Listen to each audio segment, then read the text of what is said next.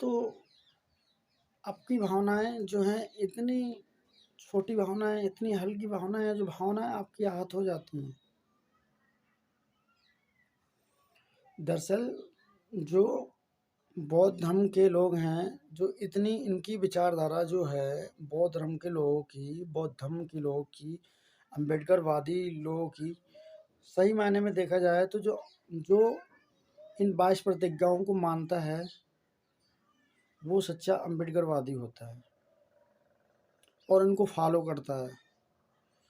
तो इन सब चीज़ों को अगर अमल करता है कोई, तो इनकी भावनाएँ आहत हो जाती हैं। वो जो 22 प्रतिज्ञा हैं, उसका मतलब ये है कि मैं, उसमें ये लिखा है कि मैं दूसरे को नहीं बोल रहा हूँ, मैं बोल रहा हूँ खुद के लिए।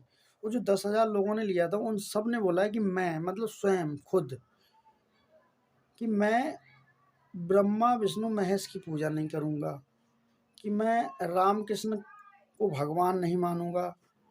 ठीक है, जो भी 22 प्रतिज्ञा हैं, तो उन्होंने बोला कि मैं नहीं करूँगा। आप करो ना करो, आपसे क्या मतलब है मुझे। तो जो 22 प्रतिज्ञा हैं, इन 22 प्रतिज्ञाओं को लेकर इतना बवाल हो रहा है, मनवादी लोगों को इतना जो सहन नहीं हो रहा है, उनको इतना ज़्यादा समझो इनके सर से पानी उतर रहा है। अरे बाप रे बाप! भाई, आपको 22 प्रतिज्ञाओं से क्या दिक्कत है? क्या लेना देना है? मैं मानूँ ना मानूँ, मेरी मर्जी। आपको क्या दिक्कत है इससे? आपके भगवान है, आप मानिए। मैंने कहाँ मना किया आपको? तो मैं नहीं मानूंगा, ये मैं बोल रहा हूँ। तो यही जो है 22 प्रतिज्ञाएं कहती हैं। दरअसल इनकी भावनाएं इतनी छोटी हैं कि इनकी हर चीज़ पे इनकी भावनाएं आहत हो जाती हैं। हर चीज़ पर इनकी भावनाएं आहत हो जाती हैं। जब बाबा साहब ने कॉन्स्टिट्यूशन को बनाया, कॉन्स्टिट्यूशन को लिखा, तो उसमें किसी के धर्म की भावनाएं आहत होने के लिए भी उन्होंने एक धारा बना दी। तो और इधर दूसरी तरफ की कोई अगर कोई अंधविश्वास पाखंडवाद फैलाता है, तो उसके लिए भी एक धारा बना दी कि उसके लिए भी अनुच्छेद है। तो क्या आपत्ति है आपको भाई? इस चीज़ से क्या आपत्ति है आपको? हम किसी को जागरूक कर रहे हैं, किसी को अंधकार में नहीं रखना चाहते। अगर कोई अंधकार में है, तो आपको क्या दिक्कत है? आप मानिए, मैं मना थोड़ी नहीं कर रहा हूँ, आप मानिए, लेकिन मैं नहीं मानूंगा। तो यही देखकर इन सब लोगों ने उनसे, मंत्री जी से इस्तीफा मंगवा लिया, इस्तीफा बनवा लिया, ले लिया। उन्होंने रिजाइन कर दिया, इस्तीफा दे दिया। कोई नहीं, उनकी जो सामाजिक जागरूकता की तरफ जो उनकी गति है, वो चलती रहेगी और चल भी रही है। उन्हें हिम्मत नहीं हारी। ठीक है, अब बात आती है दिल्ली के मुख्यमंत्री माननीय केजरीवाल जी, अरविंद केजरीवाल जी, मतलब छोटा रिचार्ज। मैं इसलिए बोलता हूँ, आप इस चीज़ को मेरा फेसबुक आईडी देखेंगे, आरपी सिंह उर्फ सोनू संगम। मैंने 2019-20 में और 21 में भी, मतलब मैं हर साल एक दो बार में बीच में डाल देता हूँ। और कोई कमेंट किसी पे करता तो मैं उन केजरीवाल के बारे में तो मैं बोल देता हूँ कि ये जो है छोटा रिचार्ज है। छोटा रिचार्ज इसलिए हैं, अब इनकी बात करते हैं। हालांकि ये वीडियो देखकर जो हैं आम आदमी पार्टी वाले और भारतीय जुमला पार्टी वाले, उनको बहुत ज़्यादा मिर्ची लग जाएगी ये वीडियो देखकर, क्योंकि दोनों ही आरएसएस संघ के लिए काम करते हैं। दोनों ही संघ की क्लास में जाते हैं, दोनों ही संघ की क्लास फेलो हैं। तो एक ए है तो दूसरा बी है, तो ए बड़ा है, बी छोटा है। समझ रहे हैं। और सी भी हैं कुछ लोग, डी भी हैं, तो उसके बारे में हम भी बात नहीं करना चाहते, वो भी बताएंगे। तो ए और जो बी हैं, इन्होंने तो ए को भी फेल कर दिया। नाम तो ये लोग जो हैं बाबा साहब का लेते हैं, उधम सिंह, भगत सिंह का नाम लेते हैं, ठीक है। भगत सिंह के लिए काम, भगत सिंह का फोटो लगाए रहते हैं जब भी भाषण देते हैं, और इतना ये दिखाते हैं कि अम्बेडकरवादी बहुत बड़े हैं, बहुत बड़े अम्बेडकरवादी, अपने आप को हनुमान भक्ति भी बताते हैं। जैसे देश, जैसे जिस जगह जी जाते हैं वैसी बात करते हैं। अब यहीं पर आती है मोदी जी की बात। ये जब विदेश जाते हैं तो ये कहते हैं कि हम बुद्ध की धरती से आए हैं, और महात्मा बुद्ध की तस्वीर लेके जाते हैं, क्योंकि विदेशों में महात्मा बुद्ध को जाना जाता है कि भारत जो धरती है वो महात्मा बुद्ध यहाँ पर जन्मे थे 563 ईसा पूर्व में, ठीक है। तो ये उनकी धरती है यहाँ जो है। और उनको ये भी बोला जाता है कि भारत देश को सबसे पहली बार, मतलब पहली बार जो है एक प्रधानमंत्री बौद्धिस्ट मिला है। बाहर जाके विदेशों में बौद्ध की बात करते हैं और यहाँ युद्ध की बात करते हैं। विदेशों में बुद्ध और यहाँ पर अपने युद्ध अपने लोगों से। तो इन लोगों का दोहरा चरित्र है, ये दोगलापट है ये। केजरीवाल एक तरफ तो जय श्री राम करते हैं, एक तरफ जय भीम करते हैं। जहाँ पर जय भीम होता है वहाँ जय श्री राम नहीं चल सकता है, नहीं चल सकता है, क्योंकि उनकी विचारधारा और इनकी विचारधारा बहुत अलग है। और पहली भी मैं अगर कहूँगा तो आपको बुरा लगेगा, क्योंकि उन सब चीज़ों को वो, इन सब काल्पनिक चीज़ों को वो नहीं मानते हैं, और इन सब चीज़ों का कोई देश में जो है स्थान नहीं है। कोई इस देश में, इस देश के लिए कोई उन्होंने जो है कोई महत्वपूर्ण काम किया हो, कोई कार्य किया हो, किस देश के लिए विकास किया हो, कोई देश के लिए ऐसा कोई ऐतिहासिक काम बताइए जो उन्होंने किया हो। हम किसी भगवान को नहीं मानते हैं, हम उस इंसान को मानते हैं जो उसने समाज के लिए और देश के लिए कुछ किया है।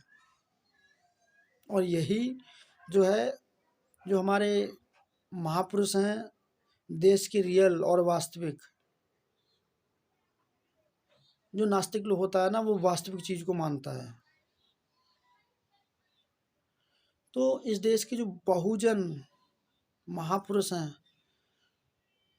जिन्होंने अपनी कुर्बानी दी देश के लिए, उन लोगों ने देश के लिए क्या क्या किया, ये उन लोगों का नाम लेकर वोट तो लेते हैं, नेता तो बनते हैं, लेकिन काम नहीं करते हैं।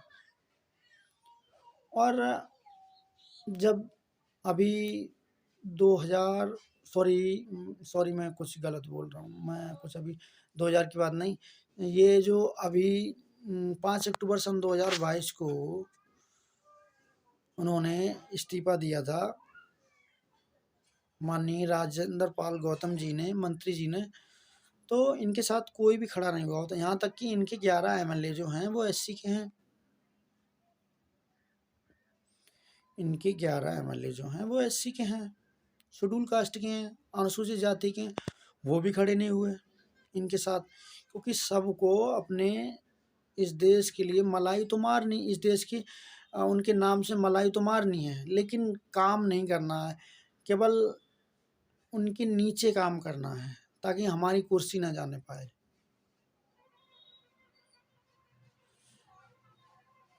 ये लोग जो हैं, कितने आम आदमी पार्टी के नेता इनके साथ खड़े हुए, कितने बड़े बड़े नेता इनके साथ खड़े हुए, कोई नहीं खड़ा हुआ है।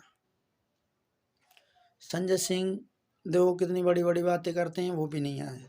मनीष सिसोदिया वो भी नहीं आए। और यहाँ तक कि अपने समाज के जो विधायक हैं वो भी नहीं आए, मंत्री वो भी नहीं आए, सांसद वो भी नहीं आए इनके साथ। इनके साथ कौन है? बहुजन समाज इनके साथ पूरी लगन से और मेहनत से लगा हुआ है, खड़ा हुआ है, वो खड़ा रहेगा। अगर आज खड़े नहीं हुए तो हम लोगों का मनोबल टूट जाएगा और ऐसे समाज के लिए कोई भी काम नहीं करेगा। तो ये जो लोग हैं, इनको जब बात आती है, इनकी धर्म की दुकानें बंद होती हैं। इनका जो सिस्टम है वो सारा चौपट हो जाएगा। वो चलती ही व्यवस्था इनकी इसी नाम पर है। अगर हम लोग ऊपर सत्ता पे पहुंच जाएंगे तो इनकी चाकरी कौन करेगा? इनकी गुलामी कौन करेगा? ये बात है, मेन बात। ये जो जो हैं केजरीवाल जी, इनकी मोनोपोली है।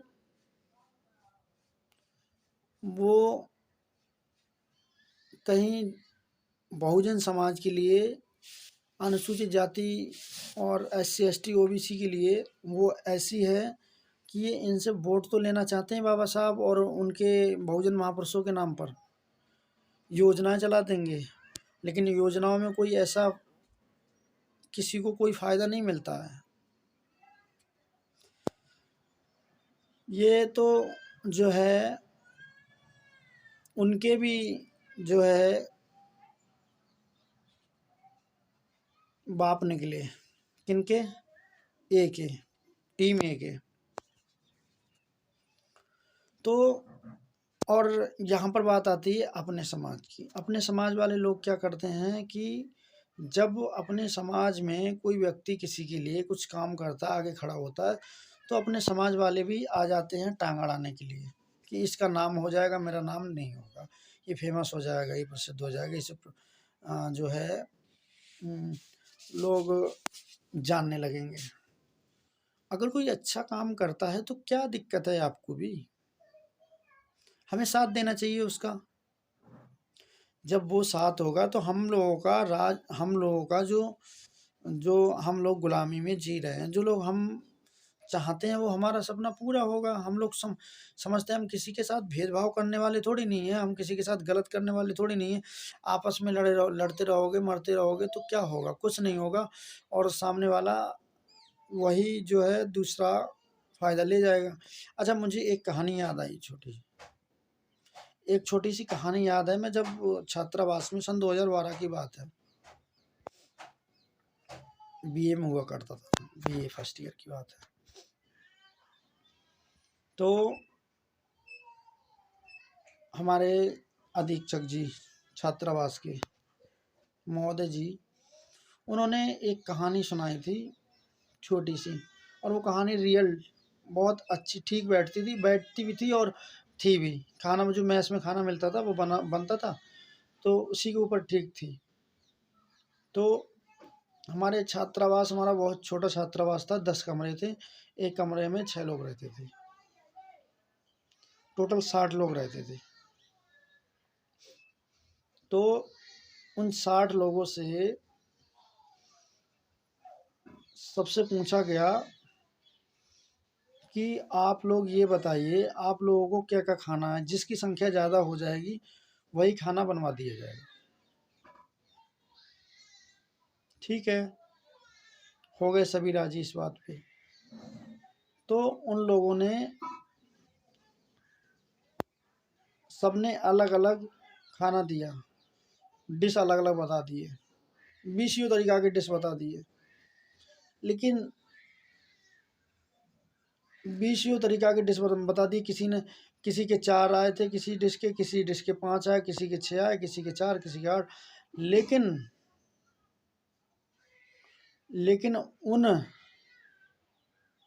7-8 लोगों ने, जो 50-52 लोग थे, उन लोगों ने 10-12 तरीका की डिश ऑर्डर अलग से बोल कर दिए। लेकिन उन लोग 7-8 लोगों ने केवल एक ही डिश बोल रखा था कि हमें दाल चावल चाहिए, हमें दाल चावल चाहिए। कोई खिचड़ी बता रहा है, कोई पनीर बता रहा है, कोई कचौड़ी बता रहा है, कोई परांठे बता रहा है, कोई मूली बता रहा है, कोई कुछ बता रहा है। ठीक है, लेकिन उनकी संख्या ज़्यादा हो गई। फिर संख्या तो उनकी वो 50 थे, वो संख्या 50-52 थे। 52 में वो 10 जगह बट गए, लेकिन ये जो 8 लोग बचे थे वो एक जगह हो गए।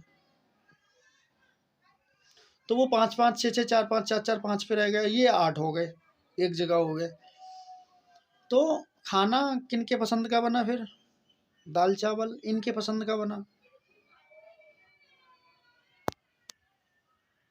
तो आपको अगर अब इस कहानी से हमें सीख क्या मिलती है कि अगर हम एक नहीं होंगे तो ये 15% वाले लोग जो हैं हम पर राज्य करेंगे, वो 15 एक हो जाएंगे और हम 85% लोग 50 जगह बट जाएंगे। तो हम लोग कभी उन्नति नहीं कर सकते, हम अपना कभी जीवन में सत्ता नहीं पा सकते हैं, हम कभी भी कुछ अपने मन का काम नहीं कर सकते हैं। क्योंकि ये जो है यही हमारे देश में चल रहा है। ये 15% वाले लोग जो हैं वो तो एक हो जाते हैं, लेकिन 85% वाले लोग वो 50 जगह हो जाते हैं। वो जो है 5-5, 7-7, 8-8, 10-10 जगह बट जाते हैं। लेकिन वही जो 15 एक जगह हो गए, आप 5 से 7 8 रह गए, तो वो तो आपसे दूने हो गए ना संख्या में। तो संख्या तो वो ज़्यादा हो गए। तो आपको इस चीज़ को भी समझना होगा, हमारी ताकत क्या है, हम क्या हैं, और हम अपने आप को पहचाने, हम कौन हैं, क्या हैं। हम इस देश के मूल निवासी हैं, इस देश के वंशज, इस देश के हम नागवंशी हैं। हमारा यही हमारा देश है और इस देश में हम जन्मे हैं। और जो विदेशी आर्य लोग आए हुए हैं वो तो हम पे शासन कर रहे हैं, राज कर रहे हैं। वाह भाई, यही तो एक इन लोगों की मोनोपोली है जो आप लोगों को आपस में लड़ाते हैं और उसका फायदा लेते हैं।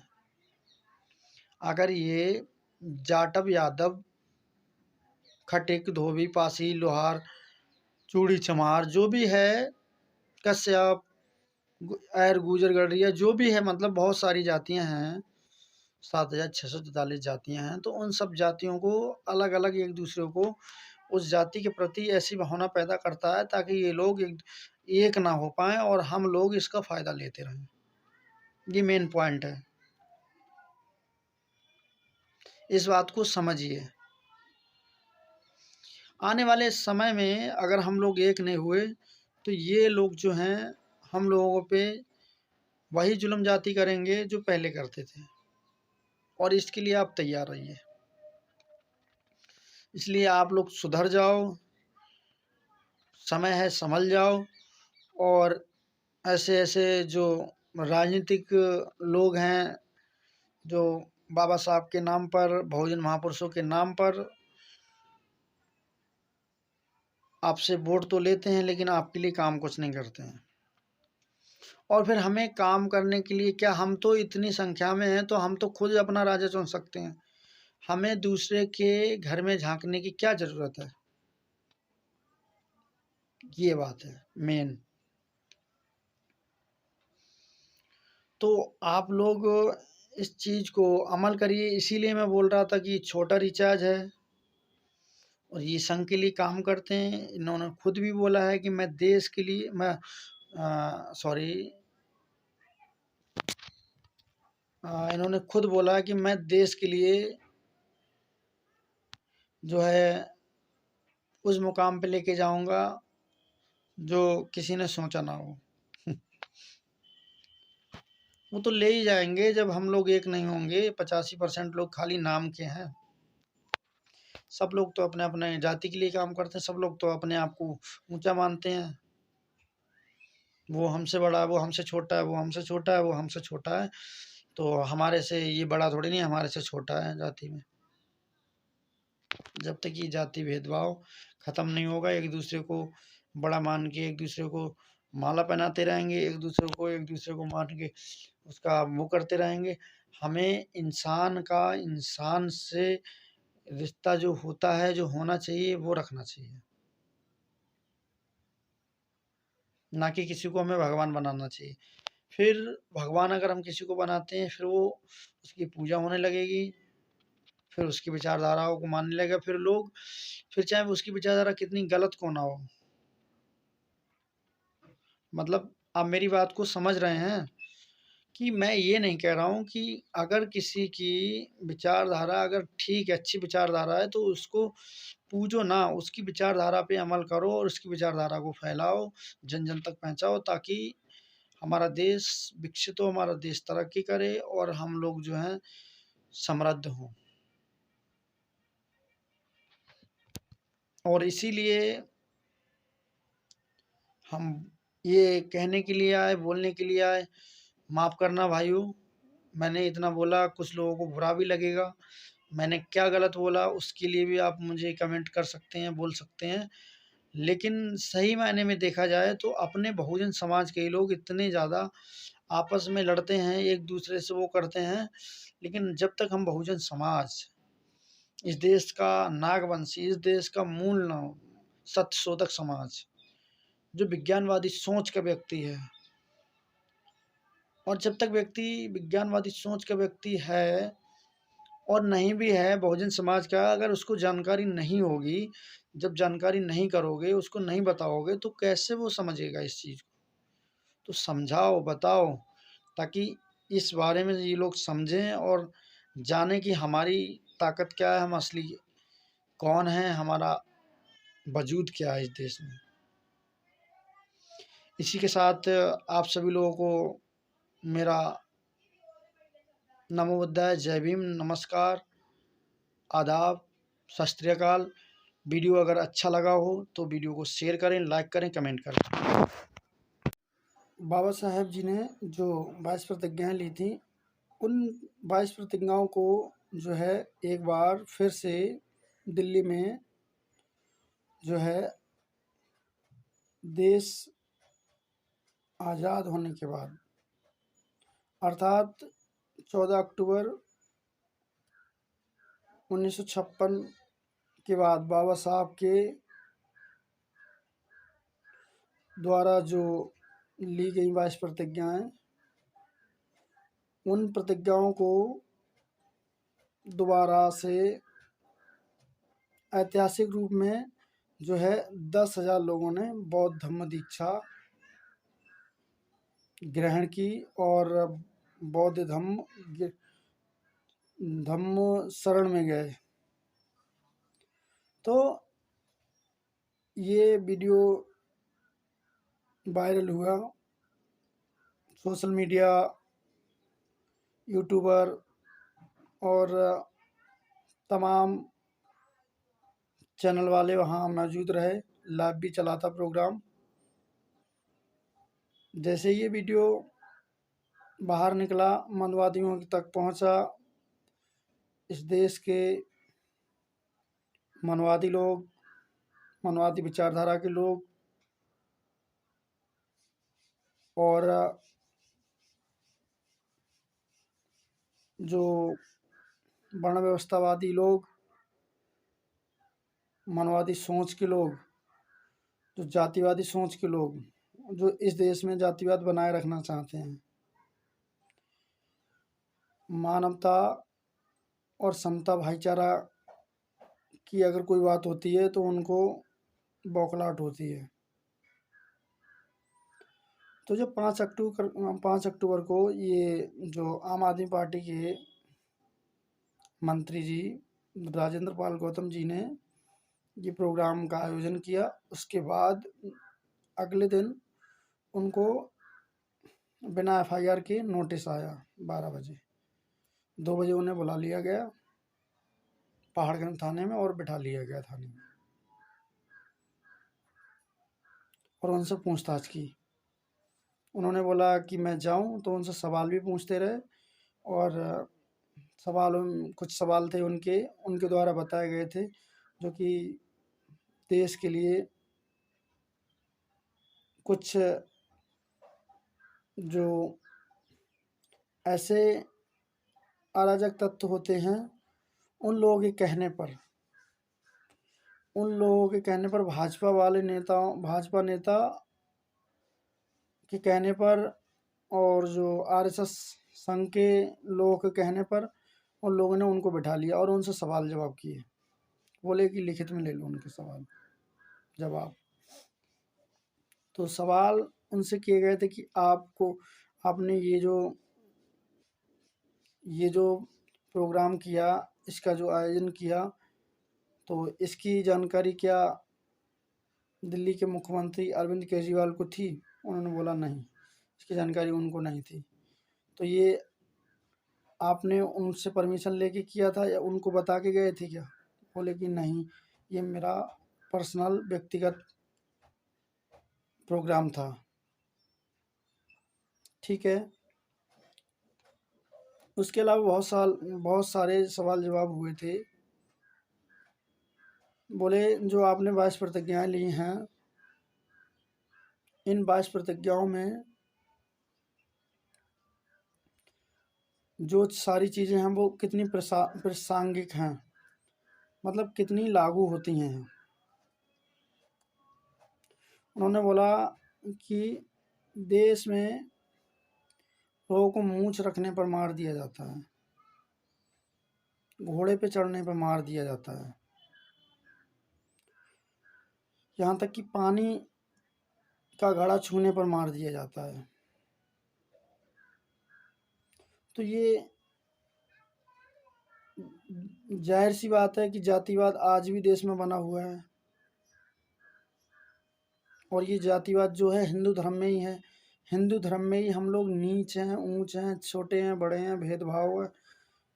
ये जाति व्यवस्था एक ऐसा सिस्टम है कि हर आदमी अपने आप को अपने से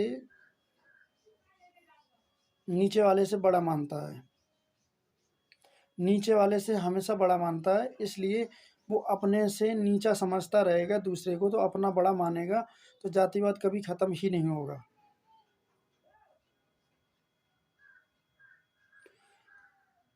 धोबी जो है वो मैतर से बोलेगा कि मैं उससे बड़ा हूँ, ठीक है। जाटव जो है वो धोबी से बोलेगा मैं बड़ा हूँ, और कश्यप जो है वो बोलेगा जाटव से मैं जाटव से बड़ा हूँ, और यादव उससे बड़ा है, वो उससे बड़ा है, पंडित उससे बड़ा है, ठाकुर उससे बड़ा है। तो ये जो क्रम है ये चलता रहेगा तब तक मेरे देश में, हमारे देश में, इस देश में, भारत देश में जातिवाद खत्म नहीं होगा।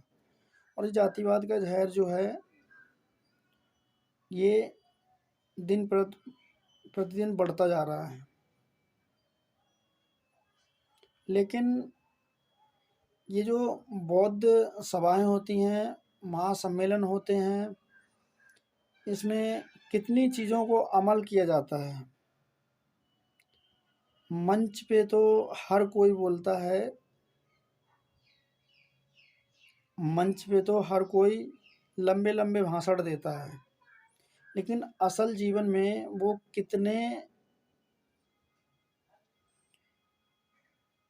उन विचारों को, उन प्रतिज्ञाओं को फॉलो कर पाता है, अपने जीवन में उतार पाता है। ये जो 22 प्रतिज्ञाएं हैं, ये 22 प्रतिज्ञाएं कोई नॉर्मल वो नहीं है कि हर कोई इस चीज़ को, इस जो 22 प्रतिज्ञा हैं इनको अमल कर पाए। हाँ, जो अमल कर लेता है वो सच्चा इंसान रूप हो जाता है, और उस इंसान में ही भगवान होते हैं। ये जो लोग हैं मनवादी सोच के, ये हमेशा अम्बेडकरवादियों को, बहुजन विचारधारा के लोगों को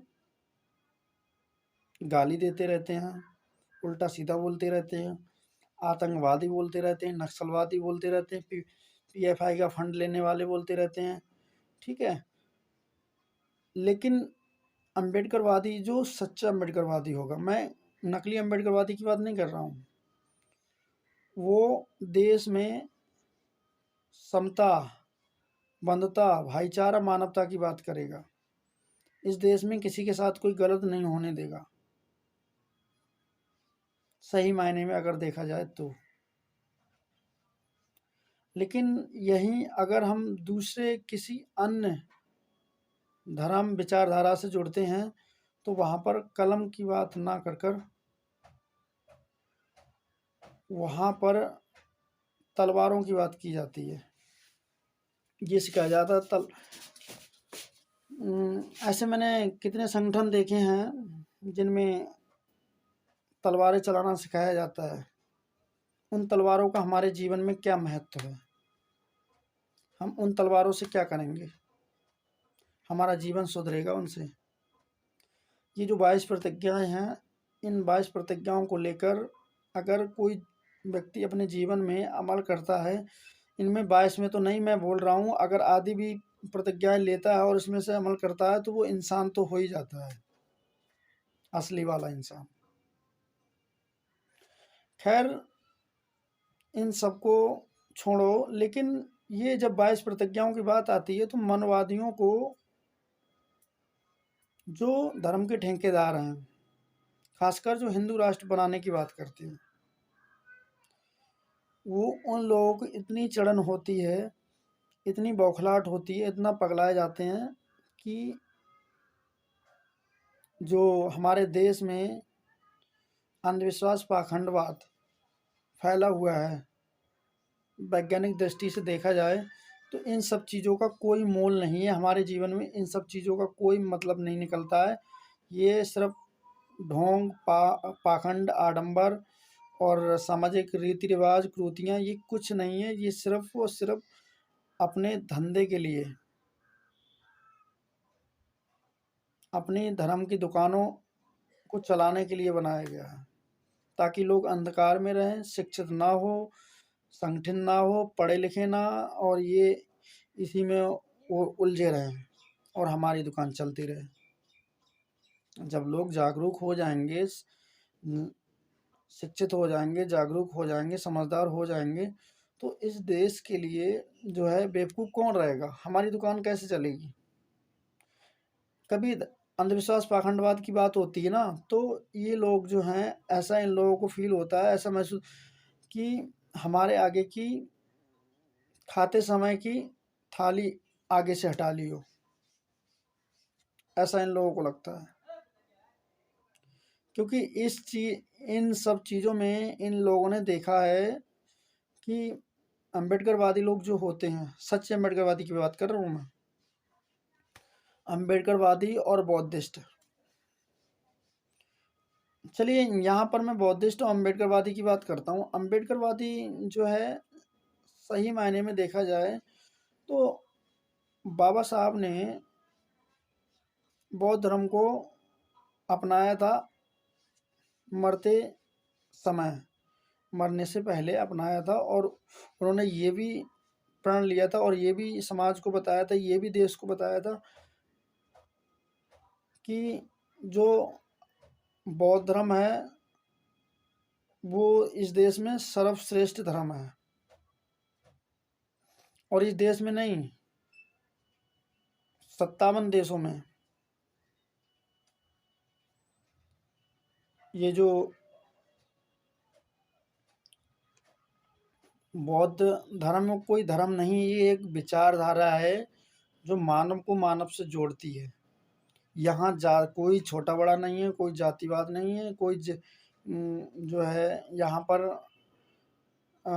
किसी के साथ कोई भेदभाव नहीं किया जाता है, अगर सही देखा जाए तो। लेकिन आज के समय में देखा जाता है, यादव यादव की बात करेगा, जाटव जाटव की बात करेगा, धोबी धोबी की बात करेगा, खटिक खटिक की बात करेगा, पासी पासी की बात करेगा। तो कहने का मतलब वो अपने समाज के लिए उठाने की बात करेगा। सामाजिक न्याय ऐसे नहीं होता है। जाटव यादव की बात करे, यादव जाटव की बात करे, जाटव खटिक की बात है, खटिक जाटव की बात करे, धोबी महार की बात करे, और जो है खटिक कश्यप की बात करे, जाटव कश्यप की बात करे, मतलब एक दूसरे सभी बिरादरियों की बात करें, तब जो इस देश में जातिवाद है वो खत्म होगा।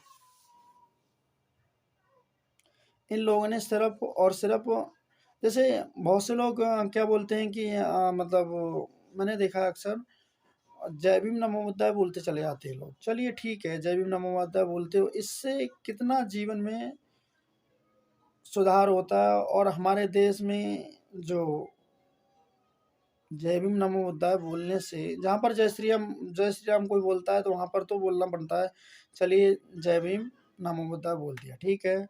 नहीं बोलता है तो आप नमस्कार भी बोल सकते हो किसी को, कोई दिक्कत, कोई आपत्ति नहीं है। लेकिन खाली जय भीम नमो बुद्धाय करने से ये देश जो है बौद्ध में तो नहीं हो जाएगा, बुद्ध की विचारधारा पे नहीं चलने लगेगा अपने आप।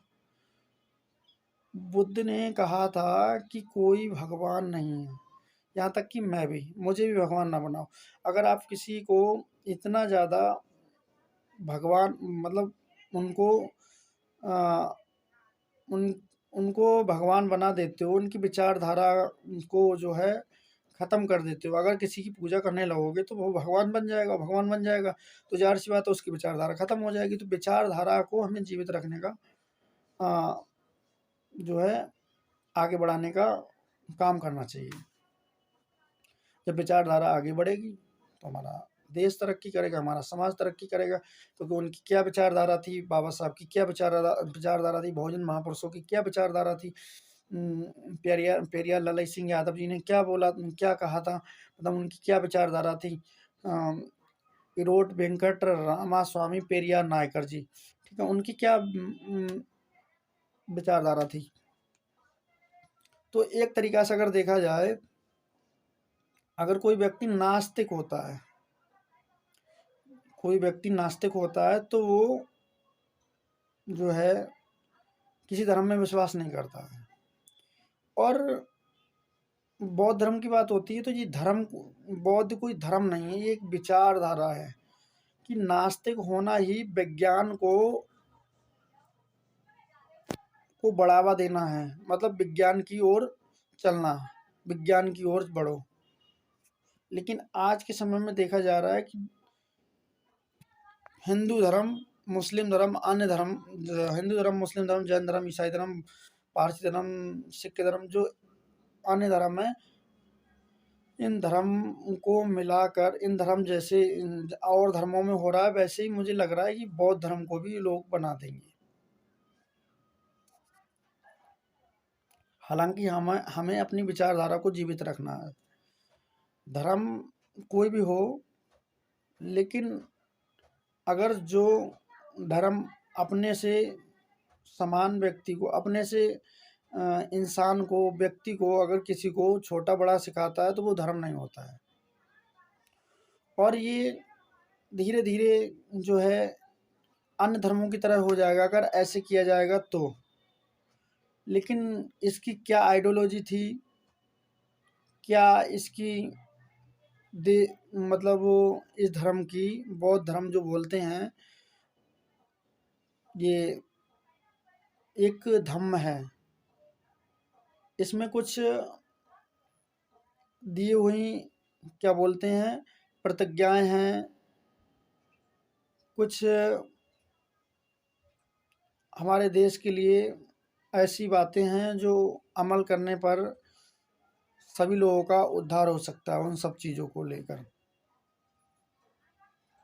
लेकिन यही लोग जो हैं इस चीज़ को लेकर धर्म के नाम पर इधर से उधर कन्वर्ट करके जो है सारा सिस्टम ही बिगाड़ने वाले हैं।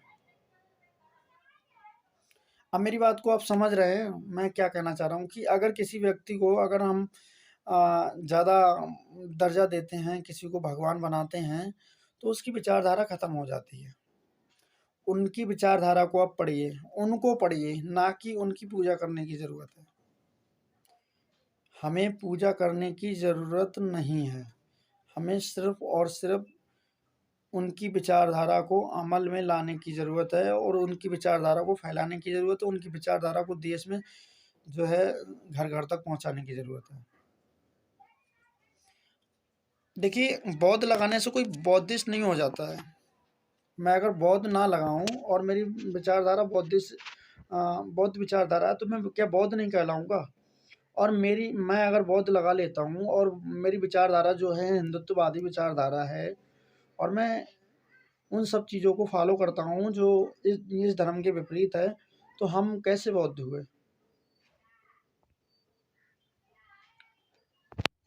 यही अब बात आती है यहाँ पर हमारे देश में, जब जब बौद्ध धर्म की बात आती है, सबसे ज़्यादा इन लोगों को दुख होता है, मनवादी लोगों को, कि ये लोग जो हैं सही रास्ते पे चले जाएंगे, जागरूक हो जाएंगे तो हमारा काम खत्म हो जाएगा। काम खत्म क्या हो जाएगा, सब अपने अपने हक अधिकार की मांग करने लगेंगे, और जागरूक हो जाएंगे तो लोग जो है सारी चीज़ों को समझेंगे। इस देश में अभी देखा जाए, ऊपर से नीचे तक और नीचे से ऊपर तक,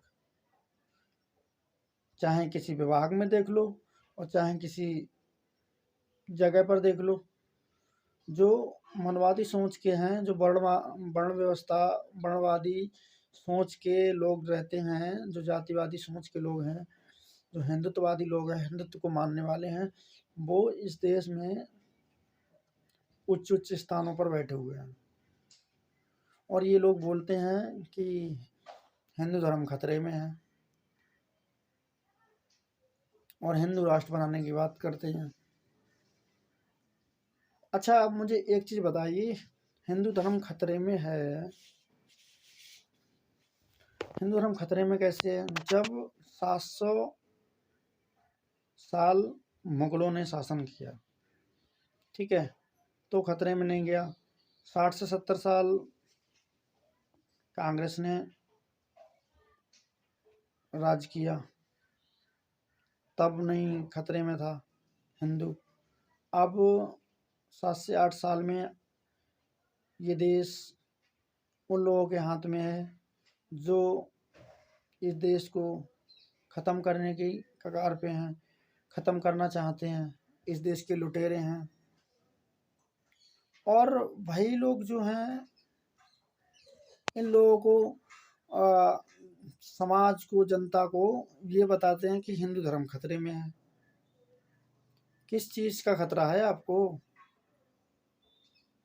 कहीं ये तो खतरा नहीं है कि हम लोग जागरूक हो रहे हैं और आप लोगों की धर्म की दुकानें बंद हो रही हैं?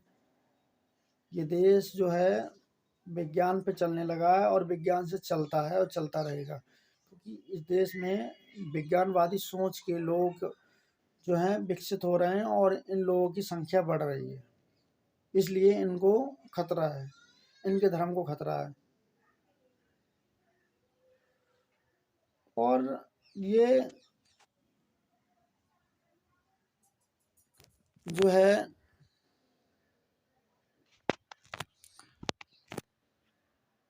हिंदू धर्म की अगर बात करें तो इस धर्म में सबसे ज़्यादा लोगों को अपने से छोटी जात वालों को टॉर्चर किया जाता है, सताया जाता है, परेशान किया जाता है। उदाहरण के तौर पे आप आए दिन देखते रहते होंगे खबरें, कहीं यहाँ मर्डर हुआ, कहीं यहाँ ये हुआ, कहीं इसके साथ ये जातिगत मामला हुआ, कहीं इसके साथ ये हुआ, उसके साथ वो हुआ। तो आए दिन कोई ना कोई समस्या, कोई ना कोई घटना, कोई ना कोई जो ऐसी अनहोनी घटनाएं मिलती रहती हैं जिनसे हमारे देश को बहुत ही ज़्यादा नुकसान है। तो ये लोग जो हैं, डॉक्टर राजेंद्र पाल, गौतम जी जो दिल्ली के मंत्री जी हैं रहे थे, इन लोगों ने फिर उन पे प्रेशर बनाया कि केजरीवाल जी को बोला कि इनका इस्तीफ़ा वापस लो, सॉरी, इनका इस्तीफ़ा लो, इन्हें रिजाइन करवाओ। तो प्रेशर डाला होगा इनने, वैसे तो उन्होंने दे दिया, लेकिन मैं उनकी इस हिम्मत को ताज देता हूँ। और उन्होंने बहुत ही अच्छा काम किया, बहुत ही सराहनीय काम किया। मैं इस चीज़ को समझ रहा हूँ, इस चीज़ को मान रहा हूँ, और ये भी मेरा भी यही सपना है। मैं भी यही चाहता हूँ कि हमारे देश में ये देश जो है बौद्धमय देश हो, ये देश में मानव मानव एक समान हो, और इस धर्म की और इस धम्म की यही पहचान होती है कि मानव मानव, बौद्ध धम्म की क्या पहचान, मानव मानव एक समान। तो उन्होंने एक समाज को और देश को एक आगे बढ़ने का एक वो संदेश दिया है जो बहुत समय पहले हमारे परम पूज्य बाबा साहब अम्बेडकर जी ने दिया था। 14 अक्टूबर सन 1956 को उन्होंने 5 लाख अनुयायियों के साथ 5 लाख अनुयायियों के साथ जो है बौद्ध धर्म को अपनाया था, मतलब ग्रहण किया था। तो उसके बाद बीच में कुछ हुआ या नहीं हुआ, लोग ये भी कह रहे हैं कि 2001 में भी हुआ था ऐसा सम्मेलन, ऐसा बौद्ध धर्म का आयोजन, बौद्ध धम्म महासम्मेलन हुआ था। खैर हुआ था, लेकिन इसके बारे में मुझे जानकारी नहीं है। लेकिन ये जो अभी 2022 में 5 अक्टूबर सन 2022 को जो अभी हाल ही में हुआ था, इसको तो मैं बहुत भली-भाँति जानता हूँ, समझ गया हूँ, और मुझे इस चीज़ का आभास हो गया। वैसे वो कुछ भी हों, कुछ भी कर रहे हों, लेकिन इस मामले में वो किसी के भी प्रोडक्ट हों, लेकिन इस मामले में उन्होंने जो संदेश दिया है देश को और समाज को, बहुत ही अच्छा संदेश, बहुत ही सराहनीय संदेश दिया है। मैं उनके साथ खड़ा हूँ, मैं उनके साथ, मैं उनके इस अच्छे काम के लिए मैं उनकी सराहना करता हूँ। क्योंकि ये जो जब निकल के आई, इनकी जो वीडियोज़ वगैरह थीं, इन्होंने जो भाषण दिए थे, इन्होंने जो स्पीच दिए थे, इन्होंने जो कुछ बोला था, जिन्होंने जो बाबा साहब द्वारा ली गई 22 प्रतिज्ञाएँ, और वो प्रतिज्ञाएँ कोई ये नहीं है कि किसी धर्म की भावनाओं को आहत करना, कोई आहत नहीं है, उसमें ये होता है। अशोक विजयदशमी जो है वो इसलिए मनाते हैं कि अशोक विजयदशमी पर जो है 14 अक्टूबर 1956 ईस्वी, सन 1956 को बाबा साहब doctor B are Ambedkar ji ने जो है बौद्ध धर्म 5 लाख अनुयायियों के साथ अपनाया था, मतलब जो है ग्रहण किया था, और उसकी शरण में गए थे और दीक्षा ली थी। तो ये जो है दिल्ली में आम आदमी पार्टी के आम आदमी पार्टी के सोशल जस्टिस मिनिस्टर, सामाजिक न्याय के जो मंत्री हैं, जो बहुजन समाज से आते हैं, बहुजन समाज से जो अपने बोले तो दलित समाज, दलित में शब्द का यूज और प्रयोग इसलिए कर रहा हूँ कि इन लोगों ने उन लोगों को, जो बहुजन लोग हैं, उनको दबाया, कुचला, और उनको सताया, और वही लोगों में से एक जो है राजेंद्र पाल गौतम जी थे। और राजेंद्र पाल गौतम जी ने जो किया है वह इतिहास के पन्नों में लिखा जाएगा। उन्होंने जो किया है वो बहुत पहले बाबा साहब ने किया था। ठीक मेरे होशो हवास में मैंने देखा और समझा इस चीज़ को, जो है उन्होंने सन 1956 के बाद और लोगों ने किया हो तो उसके बारे में मुझे जानकारी नहीं है। हो सकता है मैंने कहीं सुना था कि बोला था कि किसी ने कि 2001 में भी ऐसा प्रदर्शन और ऐसा जो है बौद्ध धम्म दीक्षा समारोह दिल्ली में हुआ था। खैर उसको छोड़िए, लेकिन अभी एक साथ जो 5 अक्टूबर को 10,000 लोगों ने बौद्ध धम्म दीक्षा जो है ली और बौद्ध धर्म की शरण में गए थे, और जो है उसको इन लोगों ने अपने जो जीवन में जो 22 प्रतिज्ञा हैं उनको दोहराया और अपने जीवन में उन पे अमल लाने की और उनका विचार करने का जो है एक मन बनाया। बौद्ध धर्म जो है एक धर्म नहीं है, एक विचारधारा है। वो इंसान बनाने का एक सही मार्ग है, सत्य मार्ग है, जो कि इंसान को इंसान बनाता है, ना कि इंसान को जानवर। तो बाबा साहब ने इसीलिए इस धर्म को अपनाया था। और जो मनवादी विचारधारा के लोग हैं, मनवादी विचारधारा के लोग जो मनुस्मृति को मानने वाले, जो वर्ण व्यवस्था को मानने वाले, जो जाति व्यवस्था को मानने वाले, जो ऊंच नीच भेदभाव को मानने वाले, उन लोगों को इतनी ज़्यादा बौखलाहट हो रही है। ये धम्म दीक्षा समारोह हुआ था 5 अक्टूबर को।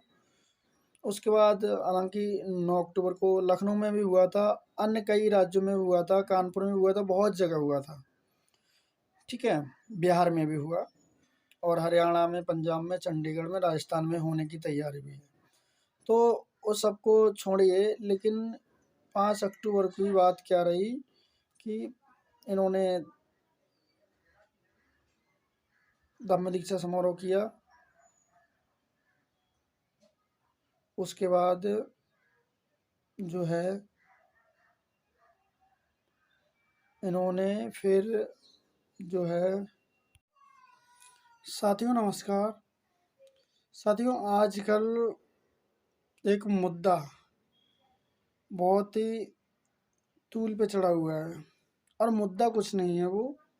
दरअसल कि 5 अक्टूबर को अशोक विजयदशमी के शुभ अवसर पर दिल्ली में एक बौद्ध महासभा महासम्मेलन आयोजन किया गया था, जिसमें 10,000 लोगों ने बौद्ध धर्म जो है उसको स्वीकार किया, ग्रहण किया और उसकी शरण में गए, और जो उसकी 22 प्रतिज्ञा हैं उनको अपने जीवन में अमल करने की कोशिश की, जो उनको दोहराया गया। तो चलिए मैं आपको ये विस्तार से बताते हैं पूरा मामला क्या है। इसके लिए आपको मेरी पूरी वीडियो देखनी पड़ेगी, वीडियो थोड़ा लंबी हो जाएगी। और साथ ही दिल्ली के आम आदमी पार्टी के नेता माननीय मुख्यमंत्री अरविंद केजरीवाल जी, जिनको मैं छोटा रिचार्ज भी बोलता हूँ, हालांकि वो माननीय हैं, लेकिन पद के हिसाब से तो वो माननीय हैं, लेकिन उन्होंने कोई ऐसा काम नहीं किया है जिनको मैं माननीय बोलूँ। चलिए इसके बारे में भी मैं आपको पूरा विस्तार से बताएंगे इस वीडियो में, तो बने रहिए आप मेरे साथ मेरी इस वीडियो में। और आपको मेरी वीडियो कैसी लगी ये भी बताना, वीडियो में क्या मिस्टेक है, क्या गलती है, मैंने क्या बोला, क्या नहीं बोला, सही बोला, गलत बोला, इसके बारे में भी आप बताएंगे मुझे। तो शुरू करते हैं। 5 अक्टूबर 2022 की बात है। दिल्ली में बौद्ध महासभा, बौद्ध दीक्षा समारोह सम्मेलन हुआ था, जिसमें आम आदमी पार्टी के मंत्री, सामाजिक न्याय मंत्री, social justice minister advocate Rajendra Pal Gautam, जो बहुजन समाज से आते हैं, उन्होंने मतलब उनकी अध्यक्षता में ये प्रोग्राम हुआ था। तो वहाँ पर वो भी मौजूद रहे थे और उनने भी स्पीच दिया था, और उन्होंने भी जो 22 प्रतिज्ञाएँ थी बाबा साहब द्वारा, हमारे परम पूज्य Bodhisattva Baba Saheb doctor B are Ambedkar ji ने जो